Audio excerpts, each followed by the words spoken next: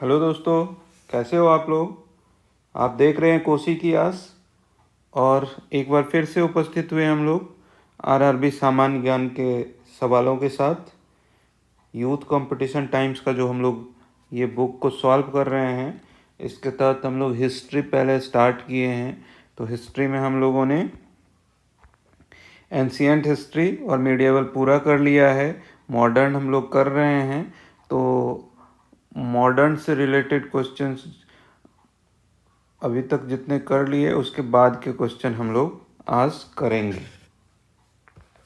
तो आज के इस वीडियो में जो हम लोग चैप्टर स्टार्ट करने वाले हैं, भारतीय राष्ट्रीय कांग्रेस से। ठीक है, यहाँ से आज हम लोग स्टार्ट करेंगे। आई होप आप लोगों को पूरा दिख रहा होगा स्पष्ट रूप से। ये जो आप सीरीज़ देख रहे हैं, इस सीरीज़ के दौरान अगर आपको कंटेंट में कुछ लग रहा हो कि कुछ और सुधार की ज़रूरत हो हमारे एंड से, तो आप बेशक कमेंट कर सकते हैं। कमेंट करिए, मैं कोशिश करूँगा कि उसमें और सुधार ला सकूँ, ताकि आप लोगों के लिए और फ़ायदेमंद हो सके। जो भी आरआरबी, एएलपी, एनटीपीसी, जेई, मतलब रेलवे से संबंधित जिस भी तरह के आप एग्ज़ामिनेशन की तैयारी कर रहे हैं, मैं उनके लिए बोलूँगा कि जीएस के लिए आप इस वीडियो के सीरीज़ को, सारे प्लेलिस्ट को अगर आप देख लेते हैं, तो जीएस के लिए आप फ्री हो सकते हैं। मतलब आपने इसको कर लिया, मतलब आपका 85% सवाल का हम दावा करते हैं कि 85% तक आपको सही सही सॉल्व करने से कोई नहीं रोक पाएगा। हाँ, बस ये है कि आपको इसको पूरे को अच्छे से सुनना होगा, देखना होगा। जो भी आपको उचित लगे आप देख सकते हैं, सुन सकते हैं, क्योंकि बार बार रिपीट इतने सारे क्वेश्चंस होते हैं और उसके डिस्क्रिप्शन को हम लोग कर रहे हैं कि आपको मतलब ऑप्शन पे ही आंसर, मतलब आपका सवाल मतलब पेन जाएगा, ध्यान जाएगा कि यही वाला आंसर होगा, इस तरह से। तो मतलब रिवीजन करने की बात नहीं रह पाएगी। आप एक बार अगर ठीक से सुनेंगे तो वही समझिए आपको मेमोराइज मतलब हो जाएगा, आपके ध्यान में आ जाएगा। चलिए स्टार्ट करते हैं। भारतीय राष्ट्रीय कांग्रेस। भारतीय राष्ट्रीय कांग्रेस का प्रथम अधिवेशन कहाँ हुआ था। भारतीय राष्ट्रीय कांग्रेस जो थी, उसका पहला अधिवेशन बॉम्बे में हुआ था।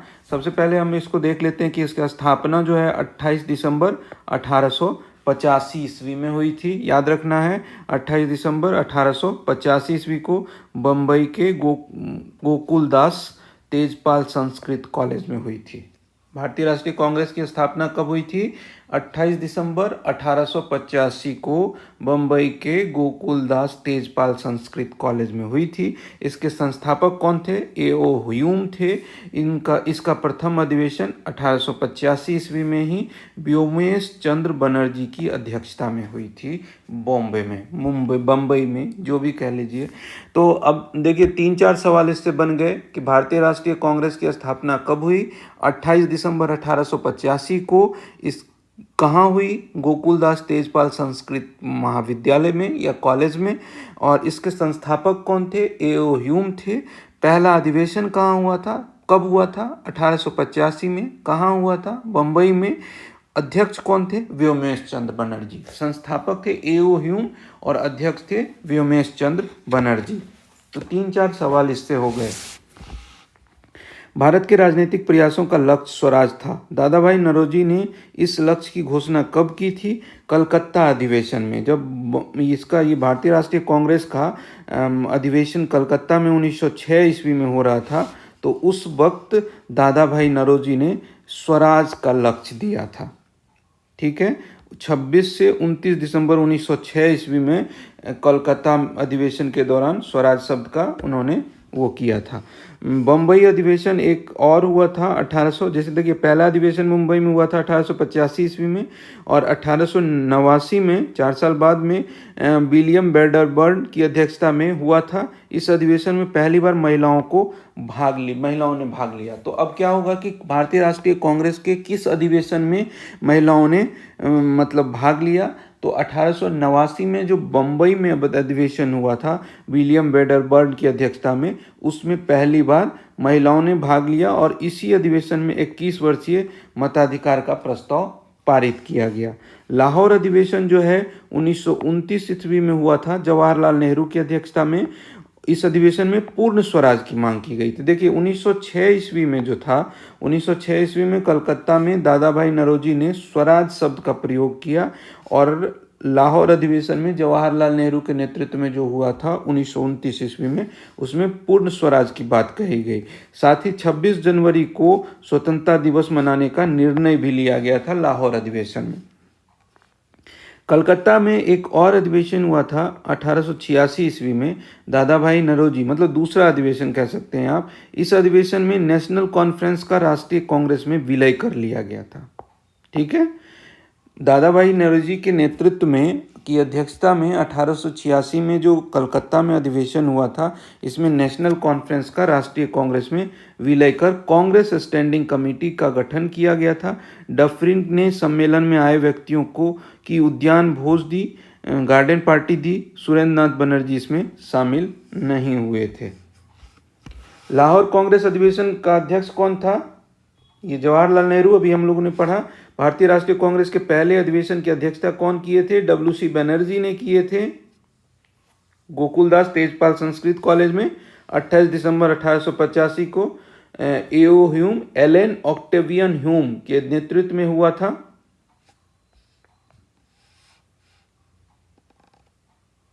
इसमें कुल 72 प्रतिनिधि भाग लिए थे। पहला अधिवेशन जो था उसमें 72 प्रतिनिधि ने भाग लिया था।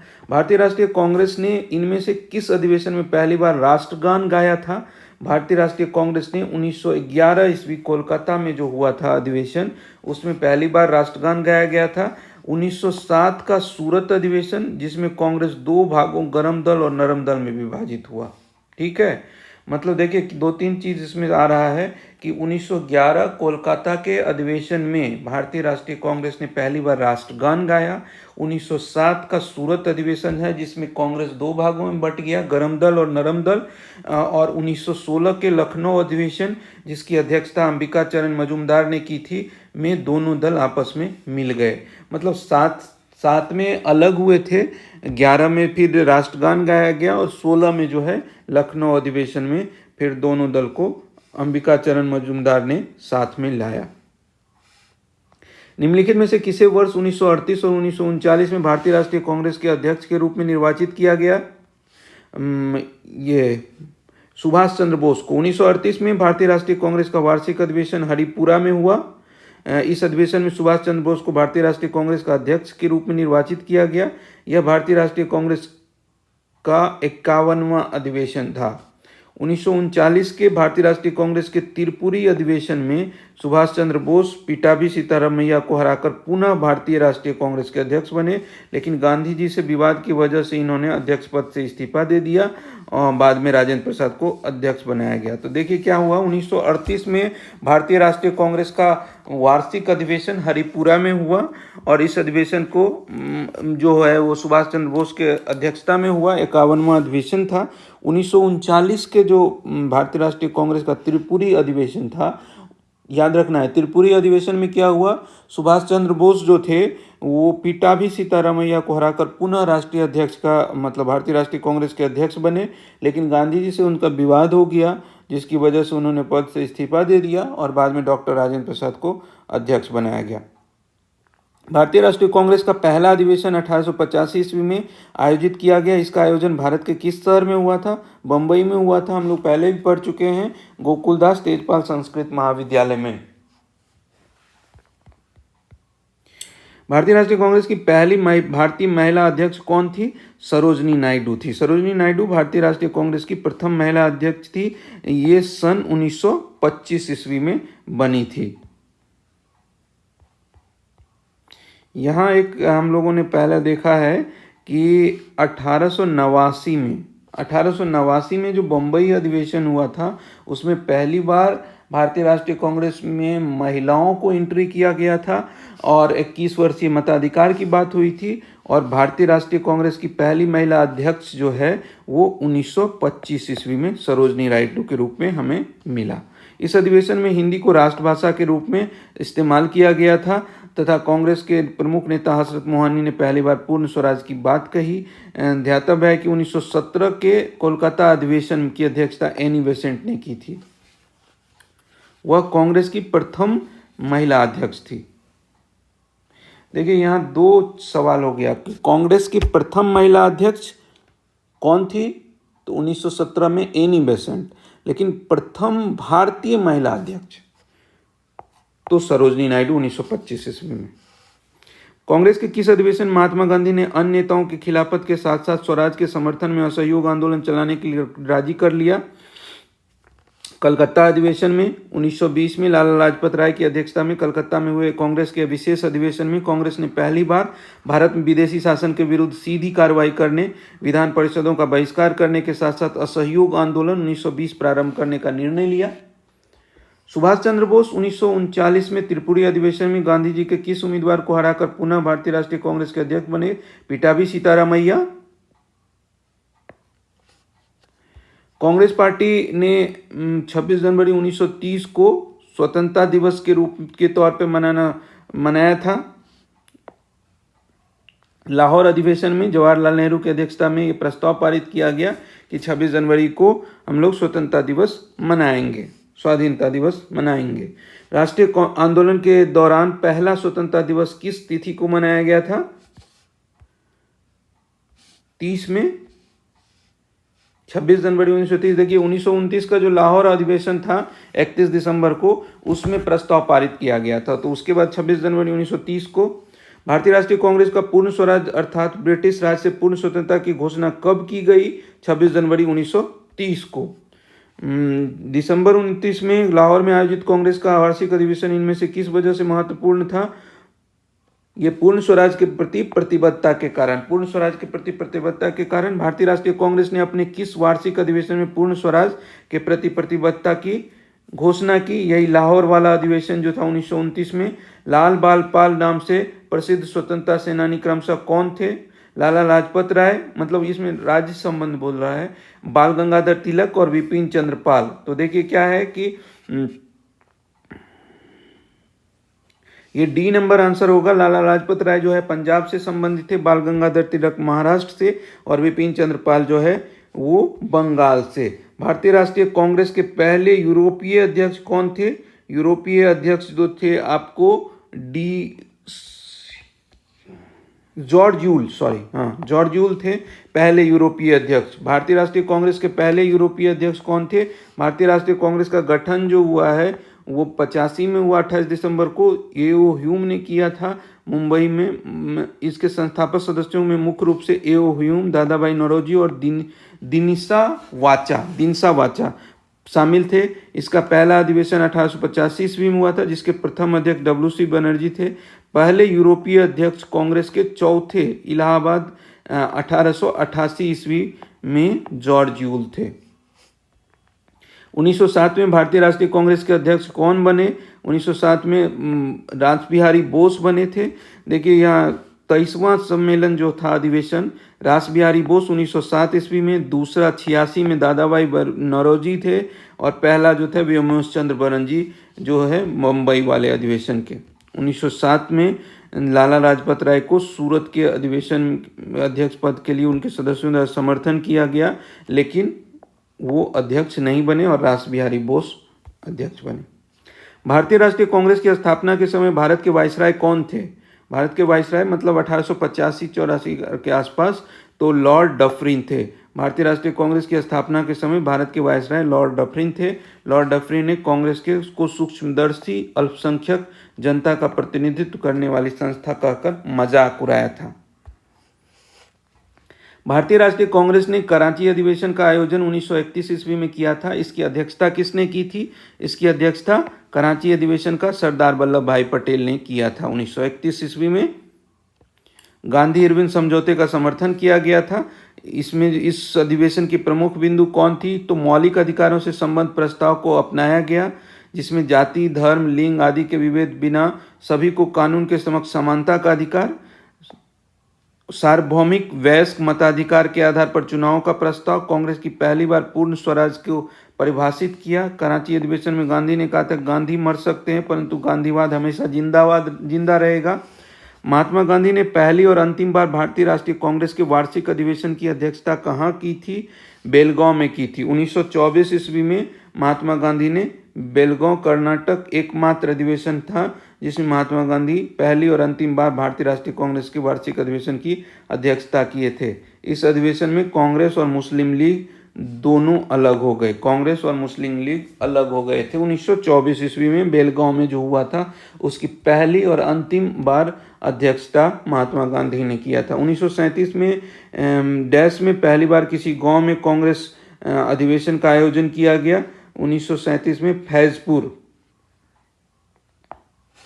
कांग्रेस का 50वां अधिवेशन 1937 ईस्वी में फैजपुर महाराष्ट्र नामक स्थान पर हुआ था। इसकी अध्यक्षता पंडित जवाहरलाल नेहरू ने की थी। यह गांव में आयोजित होने वाला कांग्रेस का पहला अधिवेशन था। निम्नलिखित में से किसने कभी अध्यक्ष के रूप में भारतीय राष्ट्रीय कांग्रेस की अध्यक्षता नहीं की? डॉक्टर BR अम्बेडकर ने कभी भारतीय राष्ट्रीय कांग्रेस की अध्यक्षता नहीं की। भारतीय राष्ट्रीय कांग्रेस के किस वर्ष में पहली बार 26 जनवरी को स्वतंत्रता दिवस मनाया गया? 1930 ईस्वी में।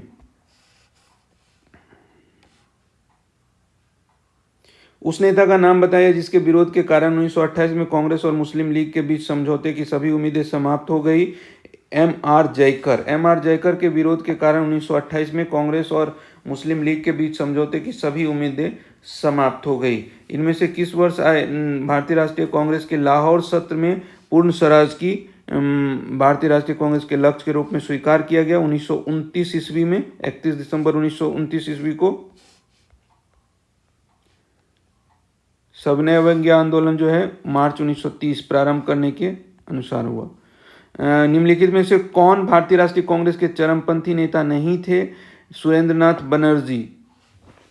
चरमपंथी कहना उतना उचित नहीं होगा क्योंकि वे सभी स्वतंत्रता संग्राम में शामिल थे, लेकिन उग्र कह सकते हैं, गरम दल के कह सकते हैं। विपिन चंद्र पाल, बाल गंगाधर तिलक और अरबिंदो घोष।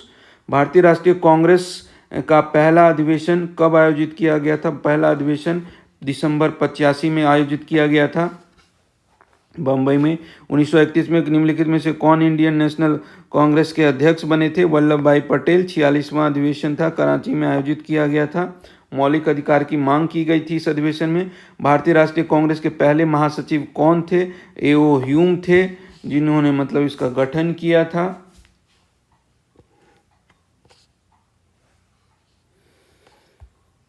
अठारह में भारतीय राष्ट्रीय कांग्रेस की स्थापना किसके द्वारा की गई थी? Allan Octavian Hume, A.O. Hume. भारतीय राष्ट्रीय कांग्रेस की पहली महिला अध्यक्ष यहाँ ध्यान रखना है तो एनी बेसेंट हो जाएगा 1917 ईस्वी में। और उसके बाद 1916 में कांग्रेस के लखनऊ अधिवेशन में नरमपंथी और गरमपंथी दोनों विचारों को एकजुट हुए थे। इसकी अध्यक्षता कौन किए थे? अंबिकाचरण मजूमदार ने किया था। 1916 के लखनऊ समझौते ने नरमपंथियों, भारतीय राष्ट्रीय कांग्रेस के उग्र सुधारवादियों और डैश के लिए एक संयुक्त राजनीतिक मंच प्रस्तुत किया था और मुस्लिम लीग के लिए सार्वजनिक मंच प्रस्तुत किया था। 1916 का लखनऊ समझौता किसके बीच हुआ था? ये आपका भारतीय राष्ट्रीय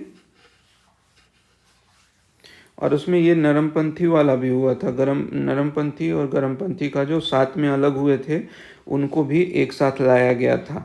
ठीक है, तो यहाँ हम बी वाला भी आंसर ठीक है। भारतीय राष्ट्रीय कांग्रेस के पहले मुस्लिम अध्यक्ष कौन थे? बदरुद्दीन तैयब जी थे। बदरुद्दीन तैयब जी थे जो 1887 ईस्वी में मद्रास में आयोजित कांग्रेस की अधिवेशन की अध्यक्षता की थी। इस अधिवेशन में प्रथम बार भारतीय भाषा तमिल में अभिभाषण हुआ था। भारतीय राष्ट्रीय कांग्रेस का द्वारा संविधान सभा की मांग को 1936 ईस्वी में डैश में आयोजित अधिवेशन में किया गया था। 1936 ईस्वी में जो था वो फैजपुर में आयोजित हुआ था अधिवेशन, महाराष्ट्र फैजपुर में, जहां जो पहली बार गांव भी माना गया और उसी में संविधान सभा की मांग की बात कही गई। भारतीय राष्ट्रीय कांग्रेस का गठन 1885 ईस्वी में दिसंबर में हुआ था। तत्कालीन गवर्नर जो जनरल थे वो डफरिन थे। भारतीय राष्ट्रीय कांग्रेस का गठन 1885। भारतीय राष्ट्रीय कांग्रेस की पहली बैठक बॉम्बे। 1939 में इंडियन नेशनल कांग्रेस छोड़ने के बाद सुभाष चंद्र बोस ने किसका गठन किया? फॉरवर्ड ब्लॉक का उन्होंने गठन किया। त्रिपुरी में उन्होंने हराया था पिटाभी सीतारमैया जो महात्मा गांधी के उम्मीदवार थे। उससे पहले वाला अधिवेशन जो था हरिपुरा का, उसमें उन्होंने अध्यक्षता की थी। वर्ष 1885 ईस्वी में भारतीय राष्ट्रीय कांग्रेस के गठन के दौरान गवर्नर कौन था? तो गवर्नर जो था डफरिन था। स्वतंत्रता काल अवधि के दौरान कांग्रेस के अध्यक्ष कौन थे? स्वतंत्रता काल अवधि के दौरान कांग्रेस के अध्यक्ष जो थे वो JB कृपलानी थे। वह 1946 ईस्वी में मेरठ में आयोजित कांग्रेस के 55वें अधिवेशन में अध्यक्ष चुने गए थे और स्वतंत्रता प्राप्ति के बाद भी इस पद पर बने रहे। इसके बाद 56वां अधिवेशन जो दिल्ली में आयोजित हुआ, इसके अध्यक्ष राजेंद्र प्रसाद को बनाया गया था। सबसे लंबे समय तक 40 से 46 भारतीय राष्ट्रीय कांग्रेस के अध्यक्ष पद पर बने रहने का रिकॉर्ड अबुल कलाम आजाद को है। स्वतंत्र भारत में भारतीय राष्ट्रीय कांग्रेस की पहली महिला अध्यक्ष कौन थी? पहली महिला स्वतंत्र भारत में बोल रहा है, ठीक है। स्वतंत्र भारत में इंदिरा गांधी हो गई। स्वतंत्र भारत में स्वतंत्रता के बाद भारतीय राष्ट्रीय कांग्रेस की पहली महिला अध्यक्ष जो है इंदिरा गांधी बनी। इंदिरा गांधी अल्प समय के लिए ही 1959 में पार्टी के अध्यक्ष बनी। इसके लगभग 20 साल बाद 78 में वह दूसरी बार अध्यक्ष बनी और 31 अक्टूबर 84 तक अध्यक्ष पर बनी रही। वह भारत की पहली महिला प्रधानमंत्री भी थी। कांग्रेस अधिवेशन में वंदे मातरम गाने वाली पहली महिला मुस्लिम महिला का नाम बताइए। वंदे मातरम गाने वाली पहली रेहाना तैयब जी थी। ताप्ती नदी के किनारे आयोजित सूरत अधिवेशन में भारतीय राष्ट्रीय कांग्रेस का 2 दलों में विभाजित हो गया। वो कब था? 1907 ईस्वी में। 1907 में कांग्रेस के नेतृत्व में कौन से सत्र में चरमपंथियों और नरमपंथियों का विभाजन हुआ था? ये सूरत अधिवेशन जो था, सूरत अधिवेशन 1907 ईस्वी में ताप्ती नदी के किनारे हुआ था।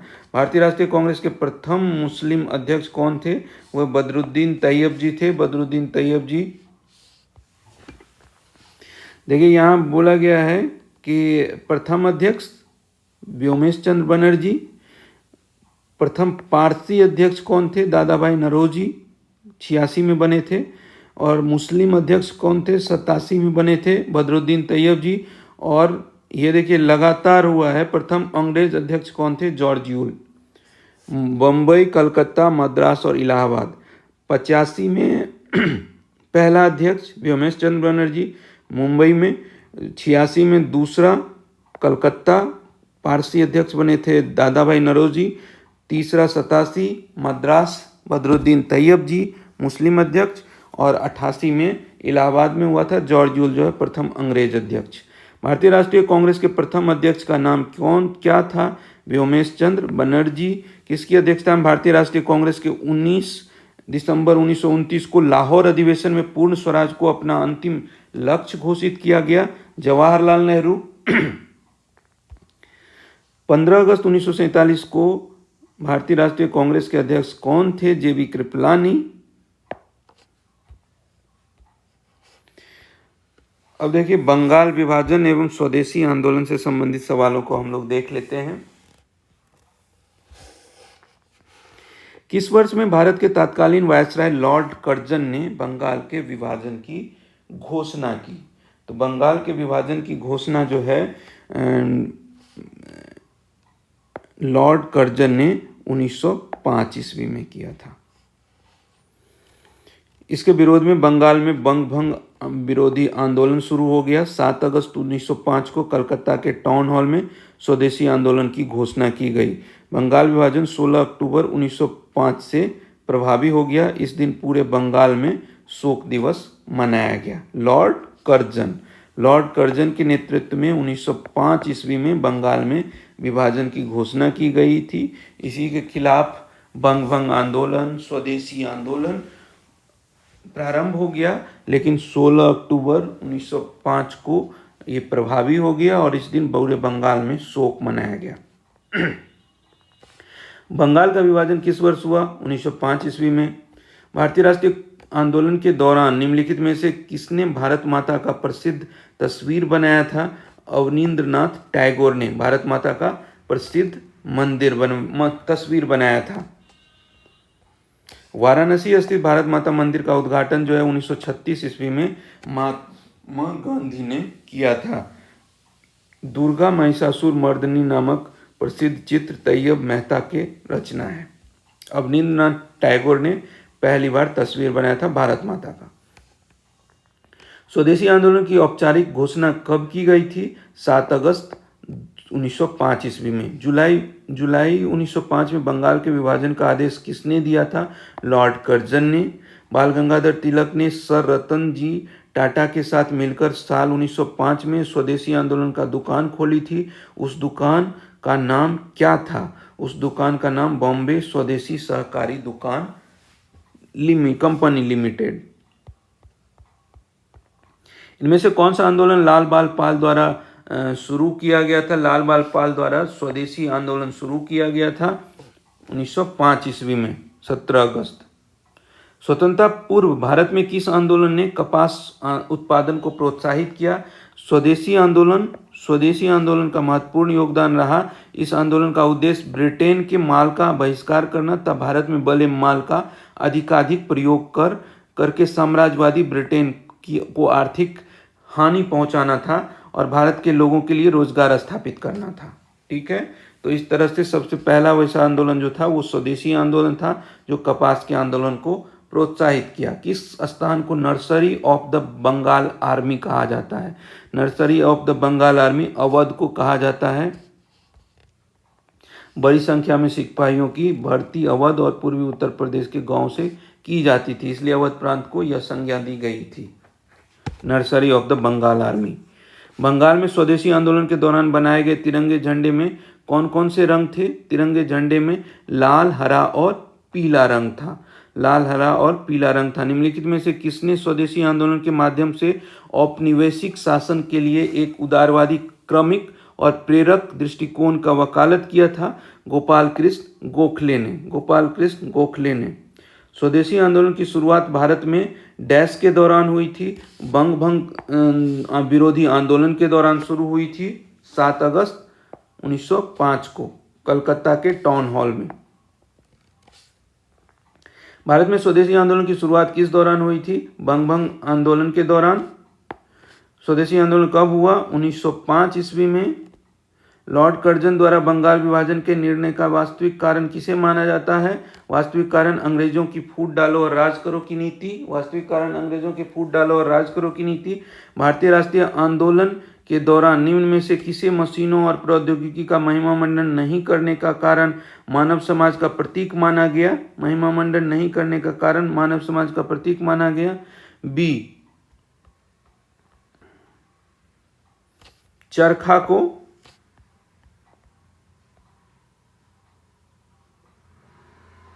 भारतीय राष्ट्रीय आंदोलन के दौरान चरखे को मशीनों और प्रौद्योगिकियों का महिमा मंडन नहीं करने के कारण मानव समाज का प्रतीक माना गया।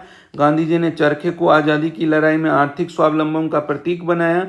गांधी जी के अनुसार चरखा एक वैकल्पिक आर्थिक व्यवस्था का प्रतीक भी था। यह महिलाओं की आर्थिक शक्ति के स्थिति के लिए भी और उसकी आज़ादी के लिए थी। उस किसान के लिए भी जो 6 महीने खाली रहता था, आर्थिक स्वतंत्रता का साधन बनाया जा सकता था। विपिन चंद्र पाल सहित 3 लोकप्रिय स्वतंत्रता सेनानी लाल बाल पाल के रूप में जाने जाते थे। वो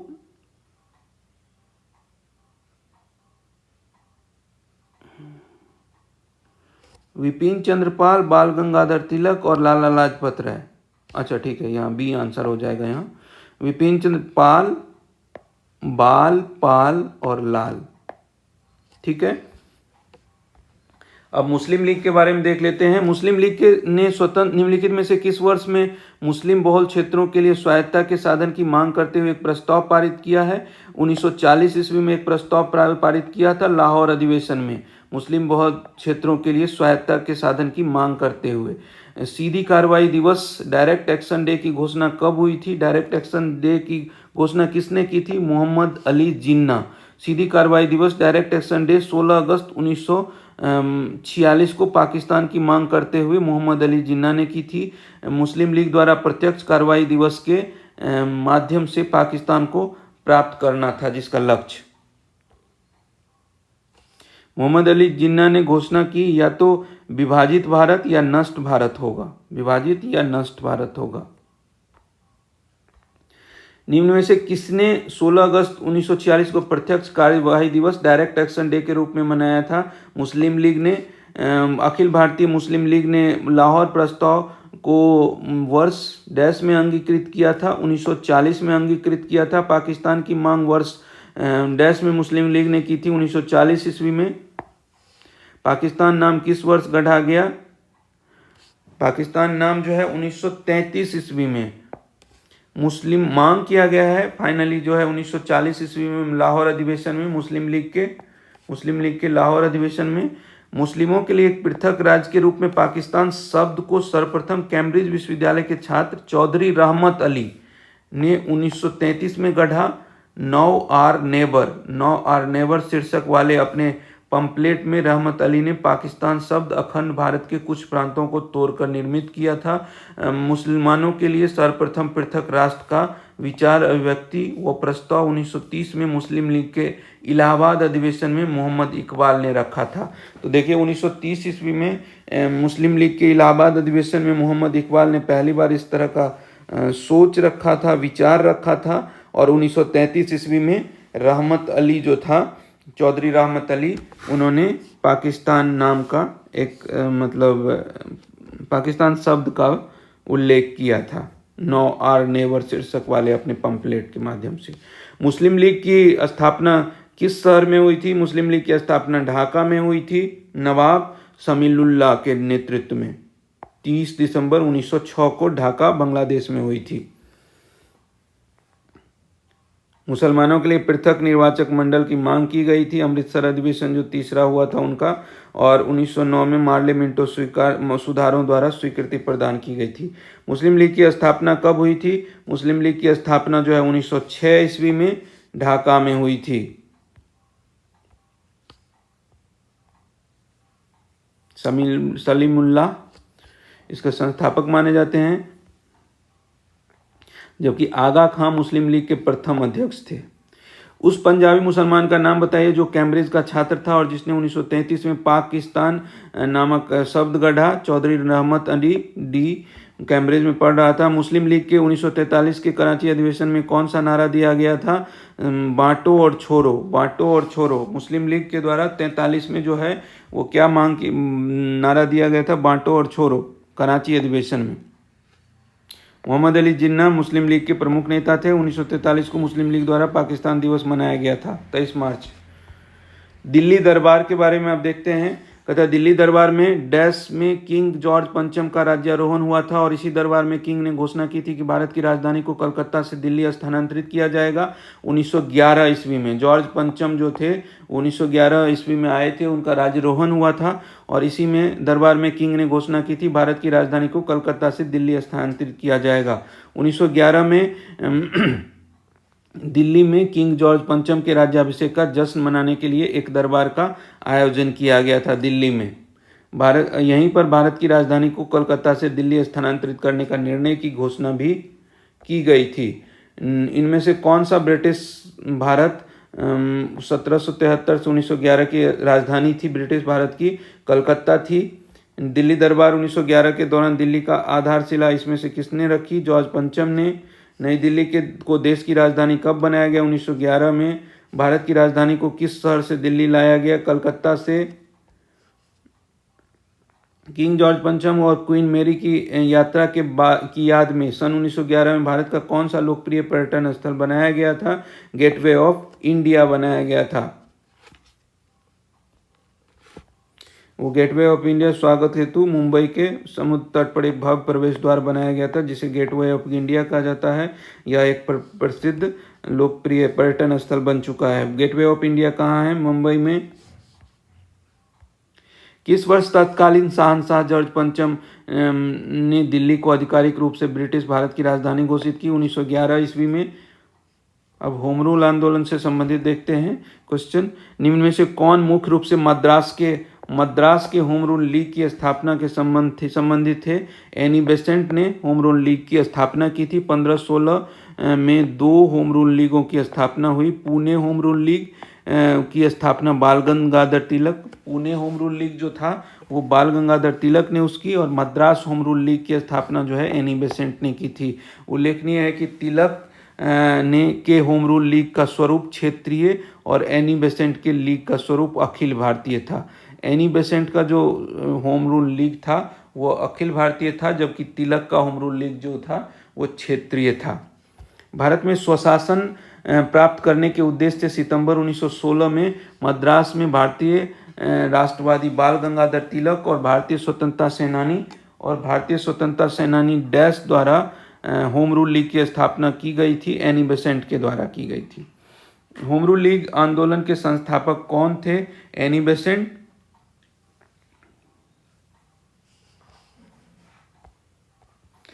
1516 में स्थापित होम रूल लीग निम्न में से किसकी सहायक इकाई के रूप में काम करती थी? भारतीय राष्ट्रीय कांग्रेस की सहायक इकाई के रूप में काम करती थी। इस आंदोलन का उद्देश्य स्वराज की प्राप्ति करना था, परंतु इस आंदोलन में शस्त्रों के प्रयोग की अनुमति नहीं थी। क्रांतिकारी आंदोलन, इनमें से कौन क्रांतिकारी संगठन नौजवान भारत सभा के संस्थापकों में से एक थे, जिसकी स्थापना 1926 ईस्वी में हुई थी? ये भगत सिंह जो थे उन्होंने नौजवान भारत सभा के संस्थापकों में से एक थे। 1926 में इसकी स्थापना की गई थी। निम्न में से कौन सा एक प्रसिद्ध क्रांतिकारी कार्यकर्ता और हिंदुस्तान सोशलिस्ट रिपब्लिकन एसोसिएशन के नेता थे? चंद्रशेखर आजाद थे। Hindustan socialist Republican association. 1931 में इलाहाबाद के अल्फ्रेड पार्क में पुलिस से लड़ते हुए निम्नलिखित में से किस क्रांतिकारी ने खुद को गोली मार ली? चंद्रशेखर आजाद ने 1931 को अल्फ्रेड पार्क में पुलिस से लड़ते हुए। प्रफुल्ल चाकी, खुदीराम बोस प्रफुल्ल चाकी के साथ मुजफ्फरपुर कांड मामले में उनकी भूमिका के लिए मात्र 15 वर्ष की आयु में फांसी दी गई थी। सोहन सिंह भाकना 1913 में संयुक्त राज्य अमेरिका में भारतीयों द्वारा स्थापित कौन सी पार्टी के पहले अध्यक्ष बने थे? सोहन सिंह भाकना जो थे वो भारतीयों द्वारा स्थापित अमेरिका में गदर पार्टी के पहले अध्यक्ष थे। भगत सिंह और बटुकेश्वर दत्त ने दिल्ली केंद्रीय विधानसभा में स्मोक बम फेंके। वे किसका विरोध कर रहे थे? वे trade dispute bill and public safety bill का विरोध कर रहे थे। भगत सिंह और बटुकेश्वर दत्त ने दिल्ली केंद्रीय विधानसभा में स्मोक बम फेंका था, वो विरोध कर रहे थे ट्रेड डिस्प्यूट बिल और एंड पब्लिक सेफ्टी बिल का। 1929 में दिल्ली के केंद्रीय विधानसभा में किन 2 लोगों ने बम फेंका था? भगत सिंह और बटुकेश्वर दत्त ने। निम्नलिखित में से कौन क्रांतिकारी संगठन अनुशीलन समिति से संबंधित नहीं था? राजेंद्र लहरी नहीं थे संबंधित। भूपेंद्र नाथ दत्त, बारिंद्र कुमार घोष और जितेंद्र नाथ बनर्जी उससे संबंधित थे। लाला लाजपत राय का निवास स्थल कौन सा था? पंजाब था। जलियांवाला बाग हत्याकांड के लिए जिम्मेदार जनरल डायर की हत्या निम्नलिखित में से किसने की थी? सरदार उधम सिंह ने लंदन के कॉक्सटन हॉल में 1940 ईस्वी में लंदन के कॉक्सटन हॉल में सरदार उधम सिंह ने जलियांवाला बाग हत्याकांड के जिम्मेदार जनरल माइकल ओ डायर को गोली मारकर की थी। 31 जुलाई 40 को उन्हें फांसी दे दी गई। 13 मार्च को उन्होंने लंदन में ही जाके और जनरल डायर को गोली मार दिया और उनके बाद उनको फांसी दे दिया गया। भारतीय राष्ट्रीय ध्वज तिरंगा भिकाजी कामा द्वारा डैश में फहराया गया था? जर्मनी 1907 ईस्वी में फहराया गया था। भारतीय राष्ट्रीय ध्वज तिरंगा जो है भिकाजी कामा द्वारा जर्मनी में 1907 ईस्वी में फहराया गया था। विदेशी धरती पर फहराया जाने वाला प्रथम भारतीय ध्वज भिकाजी कामा द्वारा 1907 में कहाँ फहराया गया था? जर्मनी में फहराया गया था। इनमें से किस शहर में अंग्रेज पुलिसकर्मियों द्वारा घेर लिए जाने पर स्वतंत्रता संग्राम सेनानी चंद्रशेखर आजाद ने स्वयं गोली मारी थी? इलाहाबाद। 1913 में भारतीयों ने गदर पार्टी की स्थापना की थी। इसका मुख्यालय कहाँ था? सैन फ्रांसिस्को, अमेरिका में। सोहन सिंह भाखना ने किया था। निम्नलिखित में से किस स्वतंत्रता सेनानी ने नौजवान भारत सभा की स्थापना की थी? भगत सिंह ने। निम्न में से किसने भारत में 19वीं शताब्दी के अंत में प्लेग की जांच करने में विफलता के कारण पूना के पुलिस कमिश्नर रैंड की गोली मारकर हत्या कर दी थी? दामोदर चापेकर ने। दामोदर चापेकर ने ये प्लेग की जांच करने में विफलता के कारण पूना के पुलिस कमिश्नर रैंड की गोली मारकर हत्या कर दी। कौन? दामोदर चापेकर। युवा बंगाल आंदोलन किसने शुरू किया था? युवा बंगाल आंदोलन हेनरी विवियन डेरेजियो ने शुरू किया था। निम्नलिखित में से कौन अलीपुर बम कांड में शामिल था? अलीपुर बम कांड में श्री अरविंद घोष शामिल थे। हिंदुस्तान रिपब्लिकन एसोसिएशन का गठन कब किया गया था? हिंदुस्तान रिपब्लिकन एसोसिएशन का गठन 1924 ईस्वी में किया गया था। गदर पार्टी के सह संस्थापक कौन थे? गदर पार्टी के सह संस्थापक जो थे हरदयाल थे। गदर पार्टी के सह संस्थापक हरदयाल थे। 1928 में हिंदुस्तान सोशलिस्ट रिपब्लिकन आर्मी की स्थापना दिल्ली के डैश में हुई थी। दिल्ली के फिरोज शाह कोटला में हुई थी। Hindustan socialist republican army Chandrashekhar Azad के नेतृत्व में। निम्नलिखित में से कौन काकोरी डकैती का एक संचालन करता था? अशफाक उल्लाह खां। काकोरी कांड के नाम से प्रसिद्ध हुआ था। क्या हुआ था? हिंदुस्तान रिपब्लिकन एसोसिएशन चंद्रशेखर आजाद जो उसके नेतृत्व करता थे क्रांतिकारियों के द्वारा 9 अगस्त 1925 को सहारनपुर से लखनऊ जारी 8 डाउन ट्रेन से रेल विभाग का खजाना काकोरी नामक स्थान पर लूट लिया गया। यह घटना काकोरी कांड के नाम से प्रसिद्ध हुई। इस घटना को राम प्रसाद बिस्मिल के नेतृत्व में अशफाक उल्लाह खां, राजेंद्र लाहिड़ी, केशव चक्रवर्ती, मुकुंद लाल, बनवारी लाल सहित 10 क्रांतिकारियों ने अंजाम दिया था। माइकल ओडायर की हत्या किसने की थी? उधम सिंह ने की थी। राम प्रसाद बिस्मिल, चंद्रशेखर आजाद और भगत सिंह निम्नलिखित में से किस संगठन से जुड़े हुए थे? हिंदुस्तान सोशलिस्ट रिपब्लिकन एसोसिएशन से। हिंदुस्तान सोशलिस्ट रिपब्लिकन एसोसिएशन से। बंगाल में किस क्रांतिकारी संगठन की स्थापना वारेंद्र कुमार घोष के द्वारा की गई थी? वारेंद्र कुमार घोष के द्वारा अनुशीलन समिति की स्थापना की गई थी। 1902 ईस्वी में बंगाल में पहले क्रांतिकारी संगठन अनुशीलन समिति की गठन वारेंद्र कुमार घोष के द्वारा की गई थी। रामप्रसाद बिस्मिल को फांसी किस लिए दी गई थी? रामप्रसाद बिस्मिल को काकोरी ट्रेन डकैती कांड के लिए फांसी दी गई थी। अब इसमें जगह दिया है जो रामप्रसाद बिस्मिल को कहाँ दिया गया था फांसी, तो गोरखपुर में, अशफाक उल्लाह खां को फैजाबाद में, रोशन लाल को नैनी प्रयागराज में और राजेंद्र लेडी को गोंडा में। ये सभी को जो अभियुक्त बनाया गया था काकोरी ट्रेन डकैती कांड के लिए।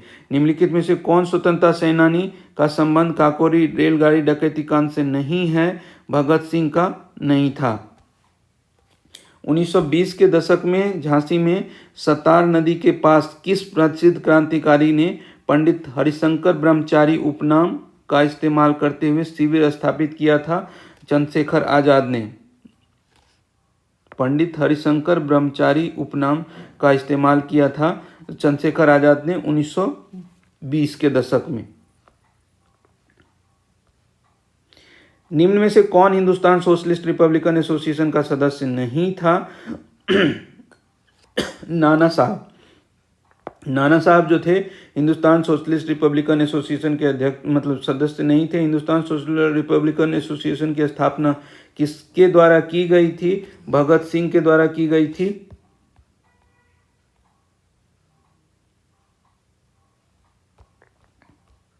ठीक है। भगत सिंह और उनके साथियों ने किसका बदला लेने के लिए ब्रिटिश अधिकारी जॉन सॉन्डर्स की हत्या की थी? लाला लाजपत राय की मौत का बदला लेने के लिए भगत सिंह और उनके साथियों ने जॉन सॉन्डर्स से बदला लेने के लिए उसका हत्या की था। असेंबली बम कांड में भगत सिंह के साथ कौन मुख्य आरोपी था? बटुकेश्वर दत्त था। भगत सिंह, राजगुरु और सुखदेव को किसकी हत्या के आरोप में सजा दी गई थी? जेपी सैंडर्स की। जेपी सैंडर्स को इन लोगों ने हत्या इसलिए किया था, किसका बदला लेने के लिए? लाला लाजपत राय का बदला लेने के लिए। मौत का बदला। अरुणा असाफ अली को कहाँ भारतीय राष्ट्रीय कांग्रेस का ध्वज फहराने के लिए याद किया जाता है? भारत छोड़ो आंदोलन के दौरान अरुणा असाफ अली को भारतीय राष्ट्रीय कांग्रेस का ध्वज फहराने के लिए याद किया जाता है। किस क्रांतिकारी ने खुद से मौत को गले लगाया था? चंद्रशेखर आजाद ने खुद को गोली मार लिया था अल्फ्रेड पार्क में, इलाहाबाद में। निम्नलिखित में से एक व्यक्ति अंग्रेजों द्वारा फांसी पर चढ़ाया गया स्वतंत्रता संग्राम क्रांतिकारी नहीं है। डी, चंद्रशेखर को उन्होंने खुद ही, जब आखिरी गोली बची थी पार्क के दौरान, अल्फ्रेड पार्क में पुलिस से मुठभेड़ के दौरान, तो उन्होंने खुद पे चला लिया। स्वतंत्रता सेनानी भगत सिंह को किस वर्ष फांसी दी गई थी? स्वतंत्रता सेनानी भगत सिंह को 1931 ईस्वी में फांसी दी गई थी। किस भारतीय स्वतंत्रता सेनानी ने 1907 में जर्मनी के स्टुअर्ट में सप्तऋषि नामक झंडा लहराया था? सप्तऋषि नामक झंडा मैडम कामा के द्वारा लगाया गया था। अभिनव भारत समाज की स्थापना किसके द्वारा की गई थी? अभिनव भारत समाज की स्थापना विनायक सावरकर के द्वारा की गई थी। निम्नलिखित में से किसे भारत के स्वतंत्रता आंदोलन के दौरान चरमपंथी नेता के रूप में जाना जाता है? चरमपंथी नेता के रूप में बाल गंगाधर तिलक को जाना जाता है। कोमागाटा मारू डैश से संबंधित है। कोमागाटो मारू जो है भारतीय स्वतंत्रता संग्राम से संबंधित है। जो तिरंगा झंडा स्टुअर्ट गार्ड में मैडम कामा ने फहराया था, उसे चोरी छिपे ब्रिटिश भारत में कौन लाया था? ब्रिटिश भारत में उसे इंदुलाल याग्निक ने लाया था। मैडम भीकाजी कामा ने विदेशी भूमि पर 1907 ईस्वी में पहली बार ध्वज फहराया था जर्मनी में। इंदुलाल याग्निक भारत लेकर आए। इंदुलाल याग्निक एक भारतीय स्वतंत्रता विद्यापीठ के स्थापना की योजना भी बनाई थी। 1923 में महात्मा गांधी के साथ इन्हें भी जेल में बंद कर दिया गया। इन्होंने अपनी पूरी संपत्ति महागुजरात सेवा ट्रस्ट को दान कर दी थी। काकोरी ट्रेन डकैती किस वर्ष हुआ था? 1925 ईस्वी में 9 अगस्त 1925 को सहारनपुर से लखनऊ जा रहे सरकारी खजाने को लूटा गया था। काकोरी ट्रेन डकैती 1925 में डैश द्वारा आयोजित की गई थी, हिंदुस्तान रिपब्लिकन एसोसिएशन के द्वारा। वह औरत कौन है जिसने स्वतंत्रता के लिए लड़ने के लिए भारतीय महिलाओं को जागृति में एक महत्वपूर्ण भूमिका निभाई और उन्हें भारत की कोकिला के नाम से जाना जाता है? सरोजनी नायडू हैं। निम्नलिखित में से किसने स्वतंत्रता आंदोलन के एक अंश के रूप में चटगांव शस्त्रागार छापा में भाग लिया था? वो है प्रीतिलता वटेदार। निम्नलिखित में से वह कौन भारतीय था जिसे अंग्रेजों ने स्वतंत्रता संग्राम में शामिल होने के कारण 18 वर्ष की आयु में फांसी दे दी? खुदीराम बोस को। 30 अप्रैल 1908 ईस्वी में प्रफुल्ल चाकी खुदीराम बोस ने मुजफ्फरपुर के जॉर्ज किंग्सफोर्ड की हत्या का प्रयत्न किया था, परंतु गलती से बम कैनेडी की गाड़ी पर गिर गया, जिससे 2 महिलाओं की मृत्यु हो गई। चाकी ने आत्महत्या कर ली थी, जबकि खुदीराम बोस को 18 वर्ष की आयु में 11 अगस्त 1908 को फांसी दे दी गई। भारतीय स्वतंत्रता संग्राम में सहायता हेतु निम्नलिखित में से कौन से संगठन की स्थापना भारत के बाहर नहीं की गई थी? भारत के बाहर हिंदुस्तान समाजवादी गणतंत्र संस्था, इसकी स्थापना भारत में ही की गई थी, नई दिल्ली में। इसका उद्देश्य समाजवादी गणतंत्र राज्य स्थापित करना था चंद्रशेखर के नेतृत्व में। बाकी इंडिया हाउस, गदर पार्टी और बर्लिन समिति नामक संगठन का गठन जो है क्रमशः इंडिया हाउस का लंदन में, गदर पार्टी का जो अमेरिका में कनाडा लिखा हुआ है, और बर्लिन समिति जर्मनी में। निम्नलिखित में से कौन सा स्वतंत्रता सेनानी ने जेल की दीवारों पर महाकाव्य कमला लिखा था? जेल की दीवारों पर महाकाव्य कमला लिखा था बी.डी. सावरकर ने जेल की दीवारों पर कमला लिखा था। वी.डी. सावरकर ने जेल की दीवार पर महाकाव्य कमला लिखा था। वे न केवल स्वाधीनता संग्राम के तेजस्वी सेनानी थे, बल्कि महान क्रांतिकारी चिंतक, लेखक, कवि, ओजस्वी वक्ता, दूरदर्शी राजनेता थे। वी.डी. सावरकर ने स्थानीय नवयुवकों को संगठित करने के लिए मित्र मेला नामक गुप्त संगठन की स्थापना की थी। तो इस वीडियो में हम लोग यहीं तक देखते हैं, और अगले वीडियो में मॉडर्न हिस्ट्री से संबंधित अगला सवाल हम लोग देखेंगे। ठीक है, तो इस तरह से हम अगर देखते हैं तो मॉडर्न हिस्ट्री का जो अभी तक हम लोगों ने चैप्टर कवर किया आज, उसमें भारतीय राष्ट्रीय कांग्रेस, बंगाल विभाजन एवं स्वदेशी आंदोलन, मुस्लिम लीग, दिल्ली दरबार, होम रूल आंदोलन, क्रांतिकारी आंदोलन तक हम लोगों ने किया। रॉलेट एक्ट जो है उसको हम लोग नेक्स्ट क्लास में करेंगे। बहुत बहुत धन्यवाद आप लोगों का। आप लोगों से अनुरोध सिर्फ यही है कि आपके साथ में, आपके पास में जो भी आपके जानकारी में है कि जो रेलवे की तैयारी कर रहे हैं, उनसे ये शेयर करिए ताकि उनको एक जगह, एक प्लेलिस्ट में रेलवे से संबंधित सभी सामान्य ज्ञान का आपको पैकेज मिल पाए। कोई शुल्क नहीं है, बस ये है कि आपको अपना समय निकालना होगा कि आप जो पढ़ाई का रूटीन जारी रखे हैं जारी रखिए, उसमें कहीं से भी कोई दिक्कत नहीं है, लेकिन आप कुछ वक्त निकालिए जिसमें कि आप आराम से आप हेडफोन लगा के सुन सकते हैं, सुन लेंगे, उससे भी आपका ये सवाल हो जाएगा। और इस तरह से 15,210 क्वेश्चन का जो ये सीरीज़ है आपका जीएस के पर्पज़ से, यूथ कंपटीशन टाइम्स का, वो अगर आप ये पूरा वीडियो सुन लेंगे, देख लेंगे, तो आपका ये 15,210 क्वेश्चन जो है ये कंप्लीट हो जाएगा। और 80 to 85% आप निश्चित रूप से इसमें से सवाल आएंगे जिसको आप आराम से करके आएंगे। आपका कहीं से भी छूटने का चांस नहीं रहेगा। जीएस की बात मैं कर रहा हूँ। बहुत बहुत धन्यवाद।